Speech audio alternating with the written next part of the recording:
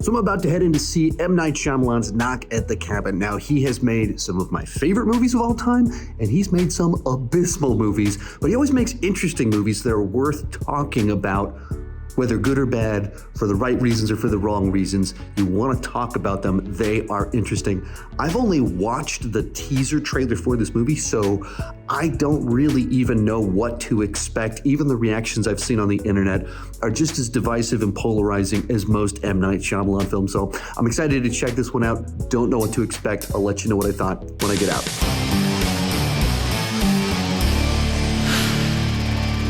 Hi, my name is Sean, and I love to talk about movies and TV way too much. With that in mind, go ahead and join me down below in the comments section. Let me know, what did you think about Knock at the Cabin? Did you love it? Did you hate it? Or are you somewhere in the middle? Also, Knock at the Cabin is based off a book called The Cabin at the End of the World, and you can listen to that book for free if you sign up for a free trial of Audible at audibletrial.com/Sean Chandler. This isn't a book that I have checked out yet, but now I am curious about it. The link is down below in the description if you want to sign up for that free trial and listen to the book for free. This is an affiliate link. With that said, let's get started with the good. And Knock at the Cabin is a straightforward what would you do thriller. If you've seen even the trailer for the film, the premise is spelled out pretty clearly right there. 4 people show up at a cabin where a family is on vacation, and they're told, your family must choose to willingly sacrifice one of the 3 of you to prevent the apocalypse. That really is the entire film,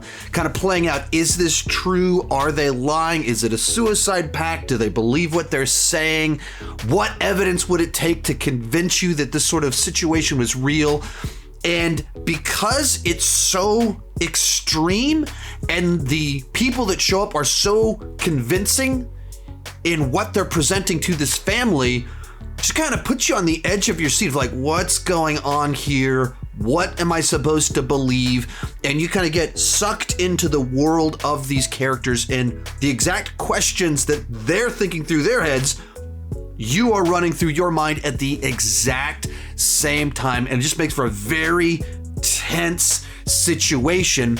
And even while it doesn't show the violence, when the violence takes place in the film, you feel it because you're seeing the reactions to everyone around as they're seeing horrible things take place, and all of them are disgusted by it. So without needing to actually show disgusting things, you feel the disgust of the characters and everything that they're going through.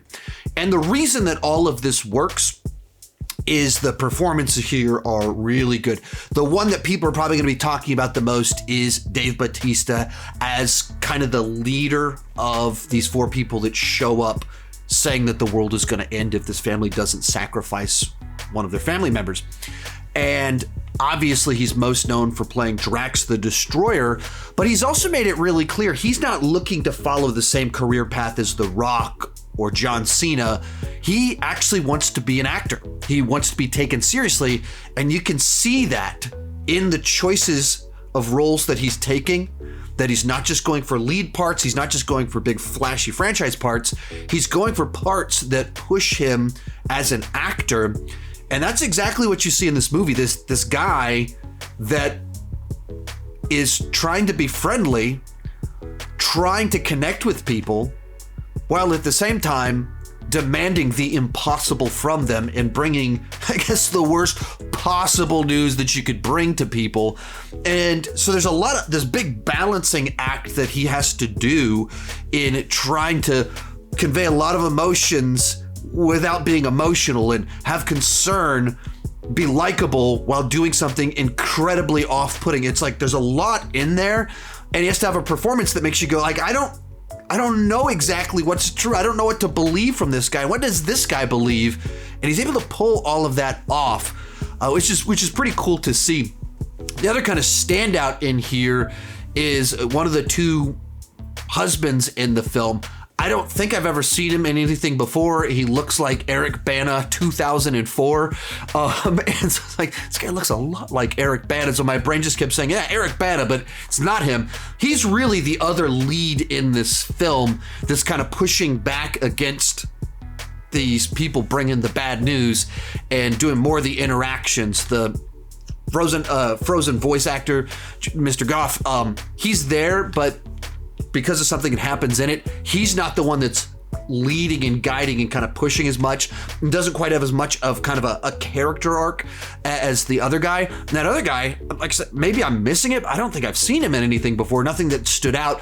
And he's really good in this as someone that you buy into the fact that he's in this impossible situation trying to figure out what on earth is going on, how do I get out of this, what am I supposed to do, and struggling with those questions that I mentioned before. So just in general, like a very simple concept, straightforward execution, solid performances that get you invested in the simple scenario, makes you work through the questions that the characters in the story are working through, and it doesn't overstay its welcome. There's not a lot of moving parts here. There's not a lot of characters. And so it's a movie that very easily could get stretched out too long. No, it doesn't do that.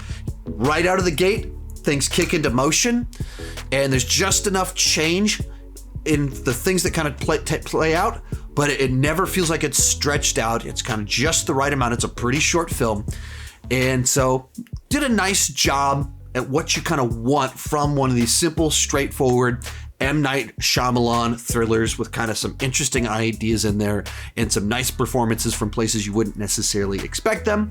There's perhaps a couple issues here too, so let's move on to the mixed aspects of the film. And the big one that kind of comes to mind here is when you think M. Night Shyamalan thriller, you think interesting concept, high concept that you can like explain it to people in a simple sentence. People show up at a cabin and tell the people at the cabin if they don't sacrifice a member of their family, the world will end. You can describe it in kind of a sentence, nice and concisely. Simple thriller, twist ending. And this movie's not like a big twist ending movie. If you're waiting for like the big left hook that's gonna like reshape everything that you thought, takes things off in left field, that doesn't happen. It's a movie that's about a scenario, what's real, what's fake, what's true, who should you believe. It's about what would you do, and you get answers to the questions, but it's not a twist. Like answering the question that the movie raised at the beginning is not a twist. And so go into it with proper expectations that if you're waiting for the aha, that's not exactly the movie that you're in for. From there, let's move on to the bad. And the big thing that comes to mind here is it's a one-note film where the opening sequence, Dave Bautista walks up, and then the rest of the movie is kind of this what's real, what's not. The same thing that I keep saying throughout this review, the reason I keep saying it is because that's what the whole movie is, that tension of like, I don't know, what am I supposed to do? What am I supposed to believe? How do I decide? It kind of lingers entirely on that one note from beginning to end. So, like if you need kind of a faster pace, some action, more moving parts, this probably isn't going to be the movie for you because it just sits right there on that one note, that one or like pair of questions the entire runtime. Doesn't deviate from it too much. Doesn't cut away terribly often. There's a couple flashbacks. There's some stuff that's shown from television. There's a few other things in there, but really we're just in this cabin trying to decide what's really going on here and getting to know the characters just a little bit better. So just kind of, there's a certain sameness to it.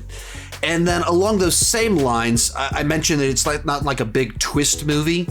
And to a certain extent, I think that's a good thing, that hopefully M. Night can move away from being the twist guy.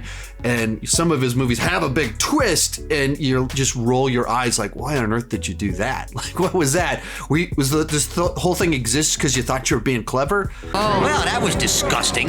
Worst ending ever. This doesn't do that. It just kind of plays out the question, the scenario. But the flip side to that is that you kind of get to the end of it. It's like, okay, is that it? And I'm not sure if that's an expectations thing, that I went into an M. Night film waiting for something that puts another spin on it, but it just kind of felt like, okay, now I have my answer and we're done. And I feel like the great M. Night Shyamalan films, the twist ending, I mean, they were clever and I love them, but it wasn't just that they were like a twist. It's that he found a way in the final moments to just pull everything together where the character arcs, the story, the themes all kind of merge in a satisfying way. And with some of the great ones, also reframes everything that you saw so you see the film in a different light while being this satisfying conclusion. It's like,